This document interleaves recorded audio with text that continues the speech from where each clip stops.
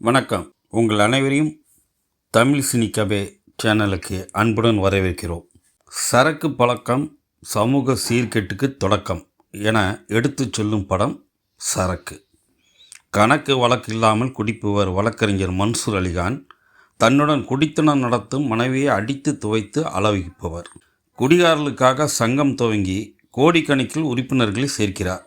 அந்த குசியில் கேளிக்கை கொண்டாட்டம் என்றிருப்பவர் சங்கத்தின் சார்பில் சில கோரிக்கைகளை அரசின் கவனத்துக்கு கொண்டு போகிறார். அது மதுவிலக்குத்துறை அமைச்சருக்கும் முதலமைச்சருக்கும் பெரும் தலைவலியாக மாற மன்சூரை தீர்த்து கட்டும் அளவுக்கு திட்டம் வகிக்கிறார்கள். அந்த திட்டத்திலிருந்து தப்பியவர் கொலைப்பழி சுமந்து சிறைக்கு செல்கிறார். அவரை மீட்க துடிக்கும் அவரது மனைவி பூர்ண மதவிலக்கு கேட்டு போராட்டம் துவங்க அவரை சிறையில் அடைத்து சித்திரவதை செய்கிறார்கள். மிதமிஞ்சிய குடி மனைவிக்கு தாறுமாறாய் அடி என ஆரம்ப காட்சியிலேயே அதிரடி காட்டுகிற மன்சூர் அலிகான் வாதாடுவதற்கு கேஸ் கிடைக்குமா என தெருவாக அலைவது, குடிப்பெரியர்கள் சங்கம் துவங்கி ரகளில் ஈடுபது என காமெடியிலும் குறைவிக்கவில்லை. மன்சூருக்கு மனைவியாக வருகிற கலையான முகங்கொண்ட வலினாவின் வளைவு நெளிவுகள் வளமாக இருக்கிறது.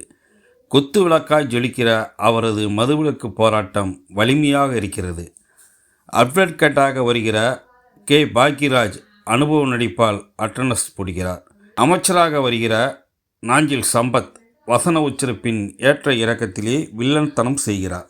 அமைச்சராக ஆடுகளம் நரேன், நீதிபதிகளாக KS ரவிக்குமார், பழக்கருப்பையா, கெட்ட போலீஸாக சாய் தீனா என பழக்கப்பட்ட முகங்கள் பக்குவமான நடிப்பை தர, காமெடிக்கு மொட்டை ராஜேந்திரன், ரெடின் கிங்ஸ்லி, தேனடை மதுமிதா, கூடவே சரவண சுப்பையா, கோதண்டம், சேஷ சசிலையா என வரிசை கட்டுகிறது நட்சத்திர பட்டாளம்.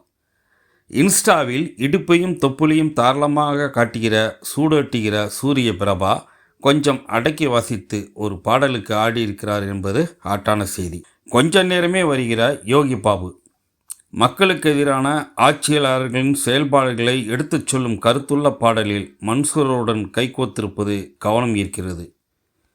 குடியாட்சினா மக்களுக்கான ஆட்சி, இப்படி குடியை விற்று மக்களை அழிக்கிறதுக்கான ஆட்சி கிடையாது என வசனங்கள் ஆளுங்கட்சியை இழுத்து வாங்குவதோடு பாடல் வழிகளிலும் சீற்றத்தை ஏற்றிவிட்டிருக்கிறார்கள். ஆயி மகமாயி பாடலின் இசையில் உற்சாகத்தை நிரப்பியிருக்கிறார் சித்தார்த் இபின். படத்தில் பொழுதுபோக்கு அம்சங்களுக்கு குறைவில்லாமல் பார்த்து கொண்ட படக்குழு குடி நாட்டுக்கு கேடு என்பதை அழுத்தம் திருத்தமாக சொல்லியிருப்பதில் தனித்து தெரிகிறது. படத்தின் நிறைவு காட்சியில் நடப்பது நிஜத்திலும் நடந்தால் நன்றாக இருக்கும். படம் பார்க்கலாம்.